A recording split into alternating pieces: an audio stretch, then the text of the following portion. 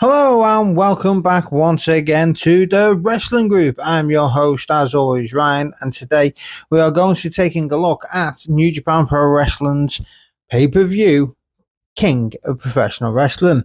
So that is on, if you're a UK watcher like me, it's going to be starting at 8 a.m. 8 o'clock tomorrow morning. So I was making sure that I give myself enough time to do the predictions video to get it dropped. So, I can't drop it on the day. Well, I could, but it'd be after midnight. And let's face it, now you're going to be searching the internet at that time to be looking for the predictions video. So I've actually had to take the time off work to be able to watch this live. I do that every year with Wrestle Kingdom. Every January I always book Wrestle Kingdom off so I can watch that live. And obviously a couple of years ago, one of my most viral videos that we had on the Wrestling Group was when Nick Nemeth showed up at Wrestle Kingdom. So that leaves me obviously with having to book the time off because, like you say, it's 8 o'clock in the morning. And obviously it's normally a day I work, so I wanted to watch it live. Mainly for the main event. I'm not gonna lie. I mean, it's a good card. It's a solid card. There's some really good matches on. I can't wait to watch. But the main reason I booked it off live is so I could watch the main event. So there are 9 matches in total on the card. So we're gonna do our predictions now. As always, feel free to leave yours in the comment section below. Let me know who you think is going to win each and every one of the matches. So we'll start up first with match number 1. And that is for the IWGP Women's Championship. It is the champion Sarai, is it? Is that how you pronounce it? Versus Sayori. Struggle with some of these Japanese names. I do apologise if I make the mistakes. Obviously, Sarai was on Ring of Honor this week. She faced Alex Windsor for the IW Women's Championship. She did retain it. And she's obviously facing Sayori, who is the former IWGP Women's Champion. So she's already held the title. In fact, Sarai did defeat her for the title. So it is a rematch of sorts for this. And this is looking like it's going to be the very first match. And to be honest with you, I'm going to say the champ is going to retain this one. Don't know too much about these two women. I'm not going to lie and say that I do. They're probably the least that I've known about. Obviously, to do with the women's championship. Obviously the first Jam Kari obviously knew her, knew Mercedes Moné, knew Mayu Iwatani, but these two not so much. But I do know that Sayori is the shortest reigning champ with the belt. She didn't have the belt that long. I think she only had one defense as well, one successful defense, and she only held the belt for about 55 days. But I would expect the champion to continue her run with the title. So move on next to a 6-man tag team match of Shingo Takagi, Hiromu Takahashi, and Titan. And they will take on Bullet Club War Dogs members of David Finlay, Taiji Ishimori, and Clark Connors. Typical New Japan fashion, they love a good 6-man tag team match. You've got Shingo, Hiromu, Titan, David Finlay, Ishimori, Clark Connors, 6 really talented guys. A couple of them that I was surprised that weren't actually in singles matches on this card. Obviously Shingo being one, Dave Finlay another. These guys need to be challenging for titles, should we say. Never understood, I've said it a million times on these podcast episodes, is that how Shingo isn't a multi-time world heavyweight champion is beyond me. And I'm still confused by it now. To be honest, I don't think this means all too much. I'm not really that bothered. Bit of a filler match, but I'm going to say Bullet Club War Dogs take the win. I just feel like they need the win more than what the other team does. So move on next to the no disqualification, no count out match between Drilla Maloney and Sanada. So Sanada obviously recently left the Bullet Club and joined House of Torture. He's, back with Evil. So he turned his back on the War Dogs to join House of Torture. So they've set up this match. Driller Maloney has, over the course of this last year, pushed himself up to being in the main event scene. He's piled on a bit of muscle, got a bit of weight behind him. And the fact that it's going to be a no disqualification match, no count out match, just adds that little bit extra to it. It's not just a straightforward match. It's going to be no DQ. It should be interesting. Although, with Sanada being obviously part of the House of Torture, I'd expect 1,001 people to get involved in the match, which is going to be a bit annoying. And probably end up with Sanada taking the victory because House of Torture has so many people that can get involved. And now, obviously, you've got Bullet Club War Dogs there for Driller, but House of Torture, a bigger faction, I think, aren't they? But they're the ones that always obviously capitalise on these type of situations. So I'm going for Sanada picks up the victory. Then we have another 6-man tag team match, and this time it's Hiroki Goto, who obviously is former IWGP World Champion, Yoshihashi. They've been tag team champions together before, and Yo versus TMDK members of Oyoa, Jackson, and Fujita. So, to be honest with you, I think, because is this return match for Goto? I think this is Goto's return match, isn't it? I'm going to say that the face team pick up the victory of Bishamon and Yo. And then we move on. This one I found quite hard to predict. It's the singles match for the New Japan World Television Championship, and it is the champion ELP, and he's going to be defending it against former champion Hiroshi Tanahashi. Now, El Phantasmo is in his second run as champion. This one has been a longer reign than his first one, although in his first one he seemed to have more title defenses, if that makes sense. So it was a longer reign but less defenses.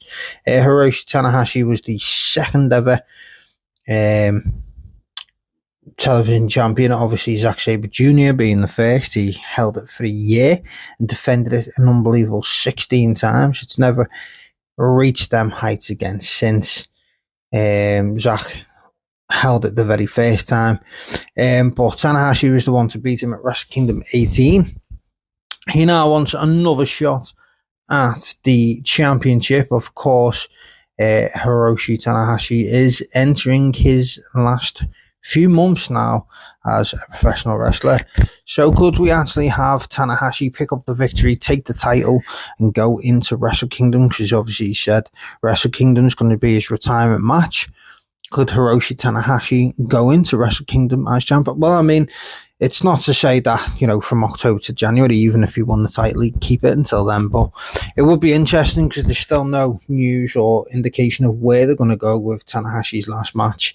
But I would think that Tanahashi picks up the title, becomes a 2-time world television champion, and goes into his last couple of months as champion. Hopefully defending it more than what he did last time. I think it was only a single title defense in his first reign, which was obviously upsetting after Zack Sabre Jr. had obviously held it for the full year and defended it 16 times.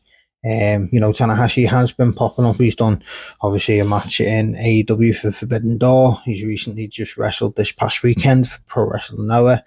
I think he teamed with Kiriyama, doesn't he? I haven't actually watched that match yet. I do need to go and sort that out.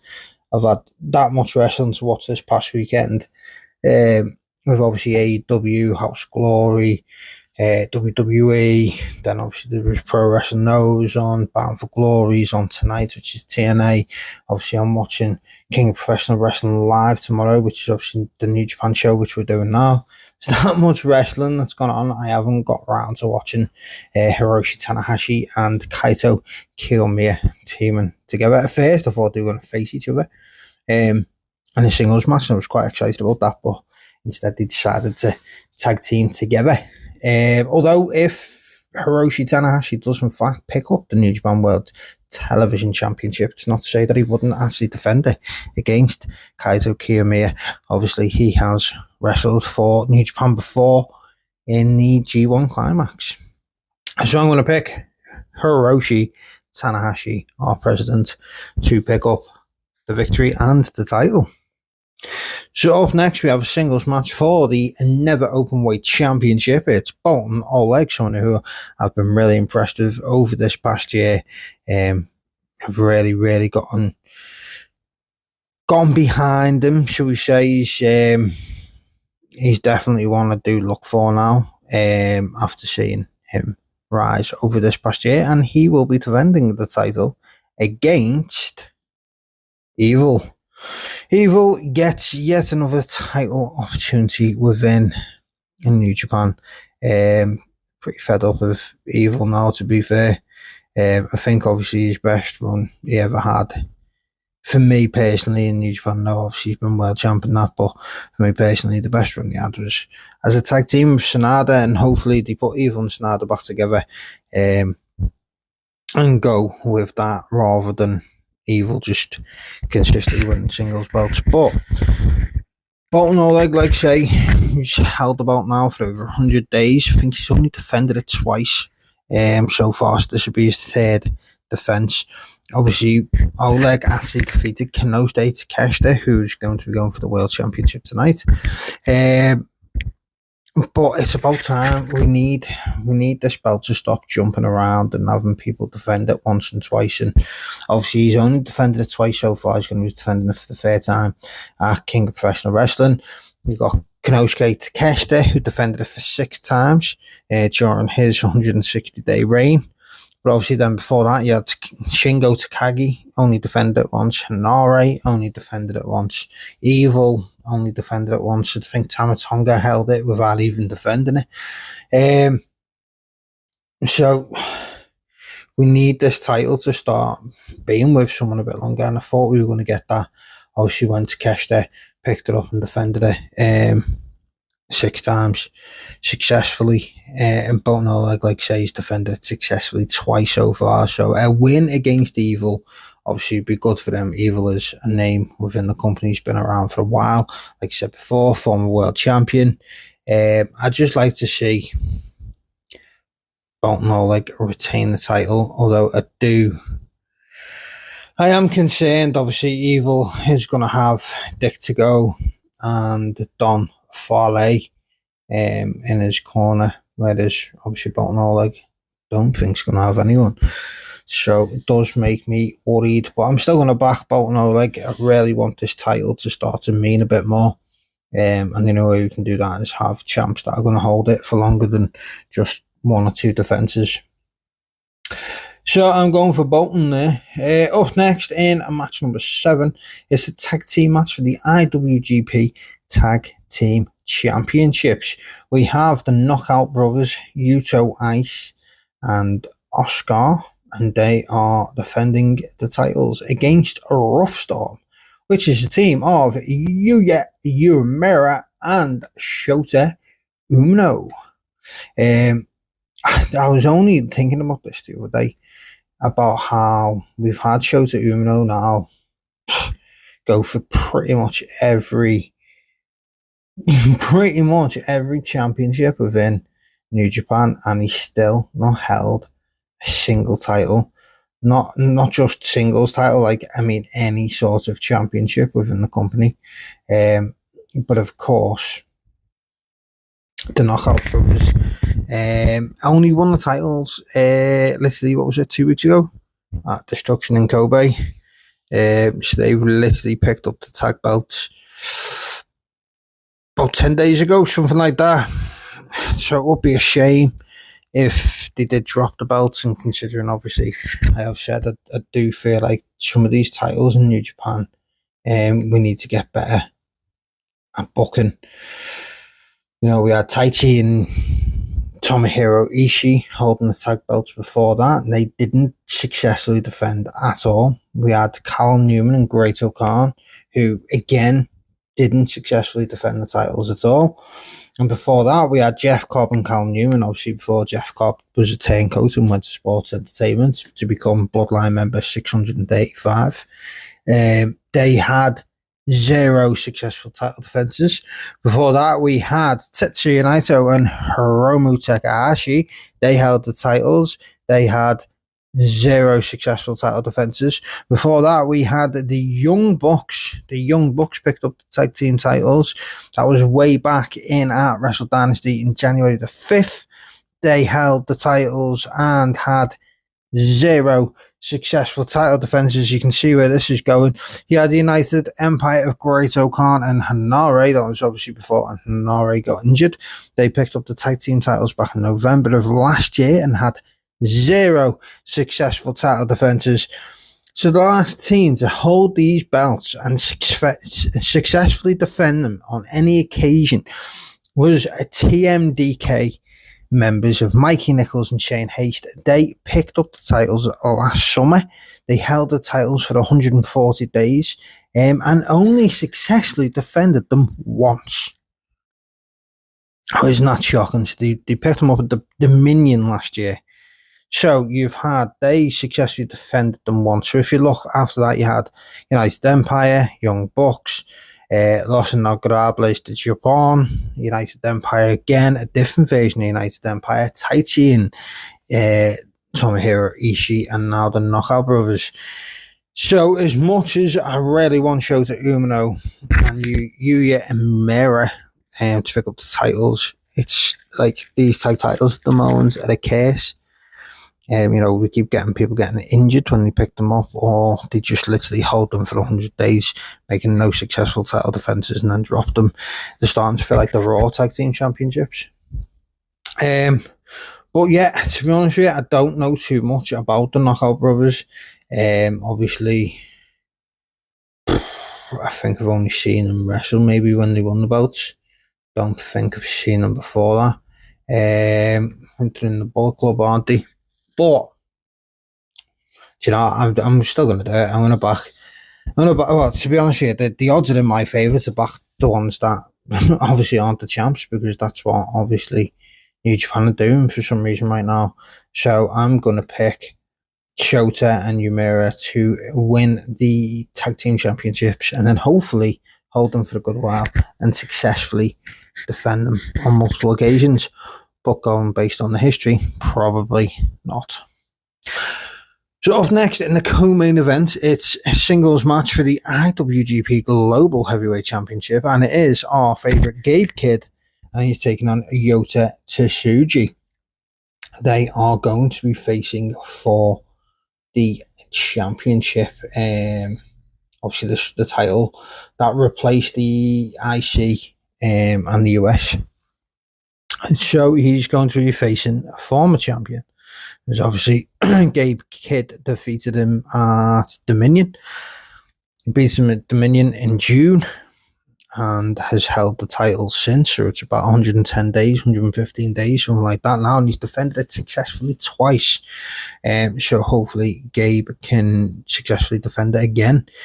I want to see him again. It's another one of the cases of New Japan just needs these titles to start racking up some more importance, to start to becoming, less important, because the simple fact that no one seems to be defending the titles successfully anymore before they just get dropped. So I hope Gabe Kidd picks up the victory. It'd be good for them to pick up another win over Tsuji, and then hopefully we can start pushing Tsuji over to the main event picture. Anyway, up next, and it's the main event, and the main reason why I've booked my time off to watch is to see Zack Sabre Jr., obviously a fellow countryman of mine, and he'll be taking on Konosuke Takeshita, the G1 Climax winner, in the main event of King Professional Wrestling for the IWGP World Heavyweight Championships. This is Zack Sabre Jr.'s second reign with the championship. Obviously, he won it last October at this event, and then he dropped it to Hiroki Goto back in February, and then won it back again in June of this year, and has defended it twice successfully so far. including recently against Ren Narata. So there you have it. That is going to be our main event.